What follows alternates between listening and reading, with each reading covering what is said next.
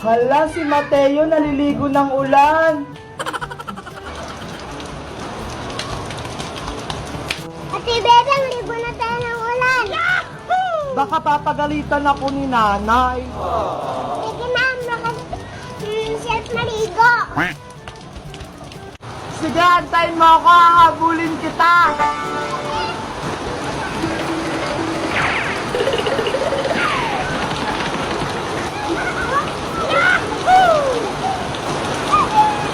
Ang sarap naman ng ulan, Mateo.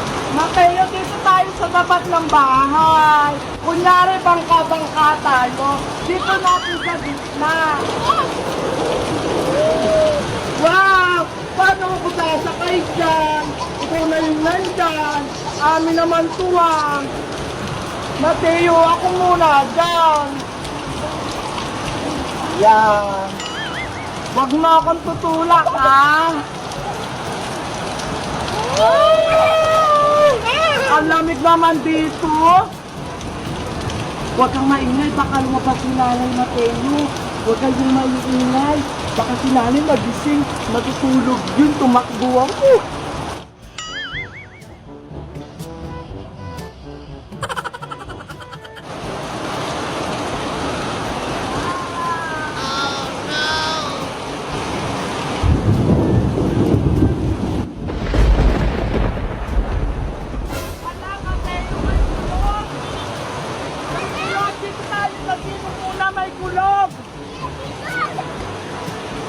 Takpan niyo yung tenga niyo, dali may kulog.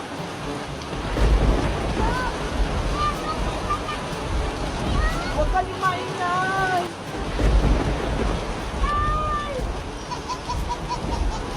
Ayan, wala na. Ang ingay naman. Parang ang lakas ng ulan. Mateo, magsalbabida ka dito. Tara!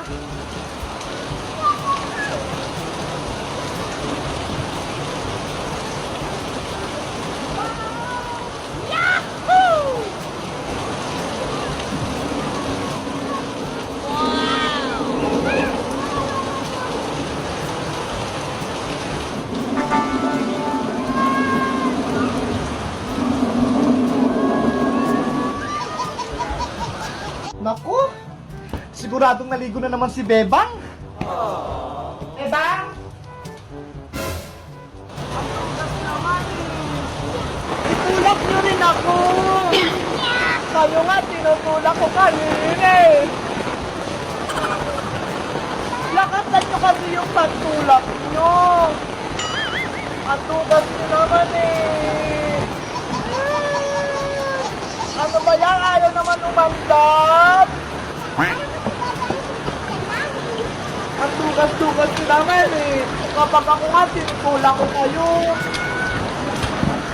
Ang nagkakay ko ng Bedang, kaya hindi ka namin kaya eh. Sabi nga ni nanay, sexy na ako eh. Ay naku, sabi na nga ba, nandiyan na naman si Taulan? Ate Bedang, nandiyan yung nanay mo. Bebang, umuwi ka na? Sino may sabi sa'yo maligo ka ng ulan? Pasok, magkakasakit ka na naman. Hala, tawag na ako ni nanay, lagot ako. Oh no! Naku, wag mo akong takbuhan, ginagalit mo ako? Hala, takbo na tayo, papaluin ako niyan. Taguan natin si nanay. Naku, mamaya ka sa akin pag uwi.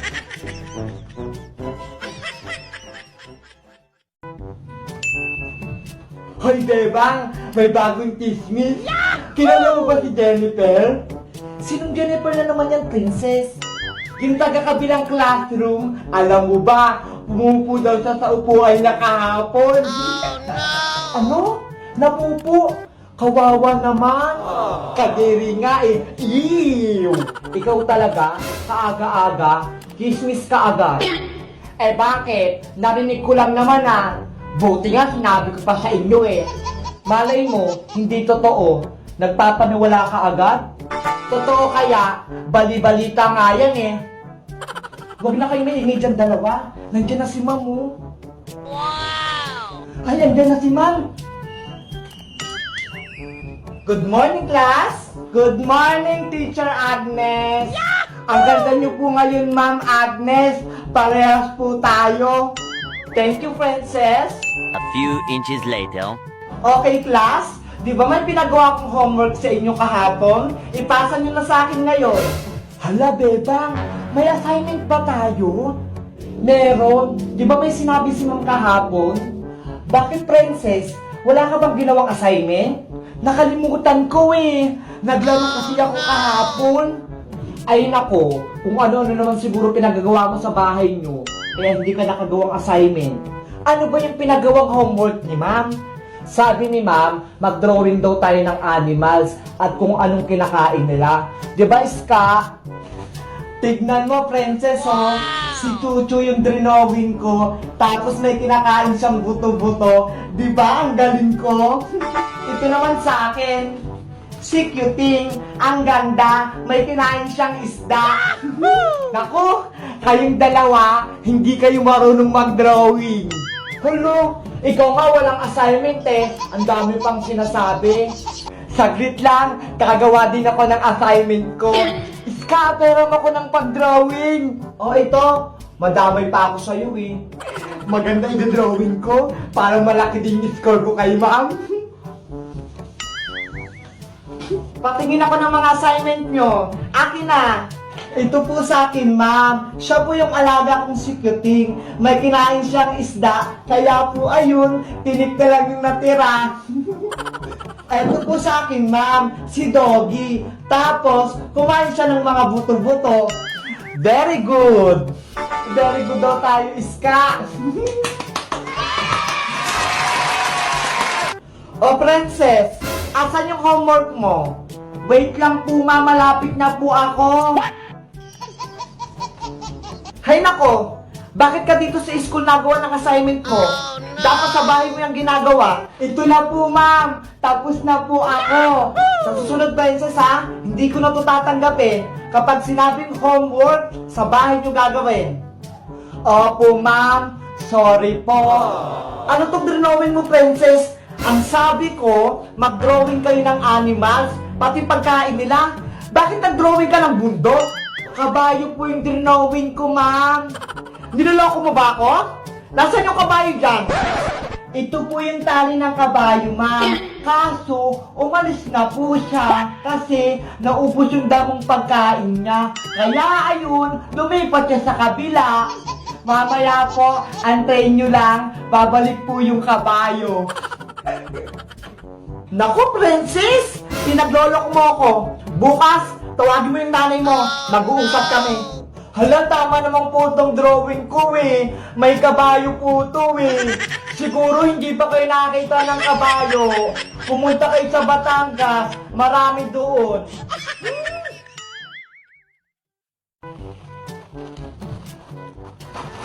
Ano ba yan? Ang dami na natirang tagpipisong chuchirya na to. Ang kunat na. Sayang lang. Paano ko mabibenta to? Ay, ayan, bibili si Bebang. Pabili po, Aling Sonia. Bili ka ng mga chichiryang to. Masasarap to. Hindi po yan yung bibilihin ko. Ano palang bibilihin mo? Pabili po ng pansit canton, yung hindi maanghang. Pansit canton? Sige, teka lang, kukunin ko.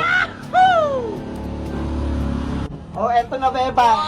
Eto po bayad do, Aling Sonia, 20. Ay, may naisip ako. Para mabenta ko to, ito na lang gagawin kong panukli ka pala kay Bebang. Oh, no! Oh, eto na sakli mo, Bebang. Hala, bakit ito? Wala na akong barya panukli, kaya ayan na lang. Makunat na to, Aling Sonia eh. Tsaka baka magalit po si nanay. Pwede pa yan, Bebang. Huwag ka na mag-inarte. Ano ba yan? Tatagalitan ako ni nanay. Yes! Nabawasan ko yung tagpipisip-chichirya dito. Nay! O, Bebang, asan yung pinagbili ko sa'yo? Ito po, oo. Eh, asan yung sukli? Ito yung binigay ni Aling Sonia. Chichirya. Makunat pa. Ito yung sukli? Wala na daw siyang barya panukli eh. Kaya yan na lang binigay niya sa akin. Mautak talaga yung Sonya na yan? Sabi ko nga po, ayaw niyo yan eh. Bumili ka ulit doon. Anong bibilihin ko, Nay?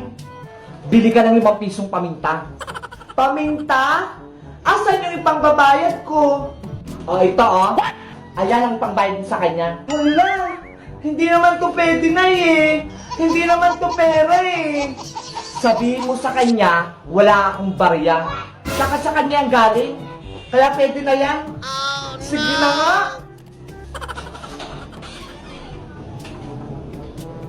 Pabili po ulit, Aling Sonya.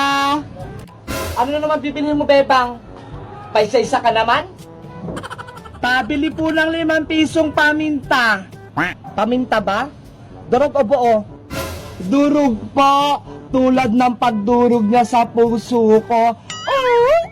Umuhugot ka pa, Bebang? Eto na yung pamintang durog mo. Salamat po. Asa na yung bayad mo? Eto po, oh. Ano to?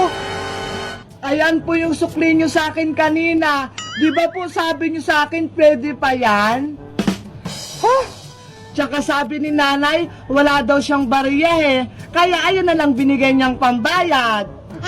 Pauta ka talagang bata ka? Manang-mana ka rin talaga sa nanay mong sitang? May natutunan ba kayo sa kwentong ito? Paalala sa inyo ni Madam Sonya, huwag mong gawin sa iba yung ayaw mong gawin sa iyo. Diba? Bumalik din sa akin yung pangbubudol ko kay Bebang. Akala ko, nakalamang na ako. Yun pala, hindi.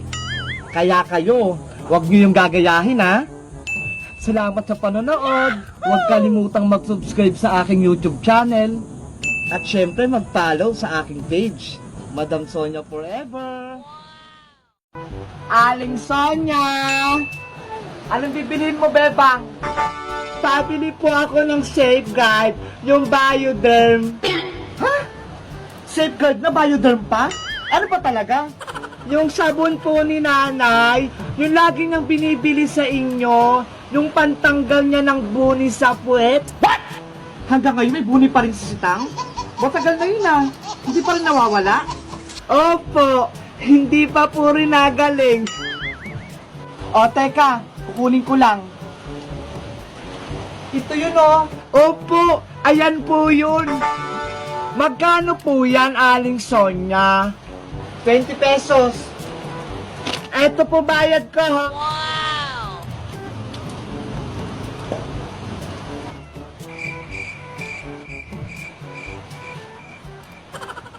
Andyan ka pa rin? Andyan na yung sabon ha. Ano pang naantay mo? Aling Sonya, 50 pesos po yung pera ko eh. Asan po yung sukli? 50 pesos ba? Parang 20 lang yun ah. 50 po yun. Tignan nyo po dyan sa lagayan. O teka lang, titignan ko.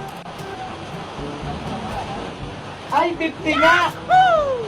Sorry naman, hindi ko napansin. O, eto na sukli mo, Bebang. Salamat po! Hala! Bakit ito lang? 50 yung pera ko ah! Dapat 30 yung sukli! Aling Sonya! Aling Sonya! Ano na naman yun?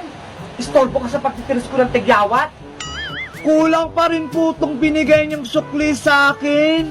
Ano? Kulang pa rin? Ay aba! Baka binubudol mo na ako ah!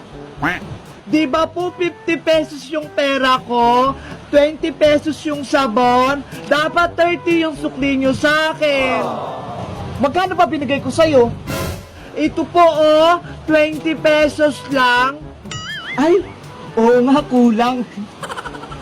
Buti na lang, marunong na ako magbilang. Hindi na ako mapapagalitan ni nanay. O Bebang, ito na sukli mo ha. Wala nang kulang yan. Thank you po, Aling Sonya. Sa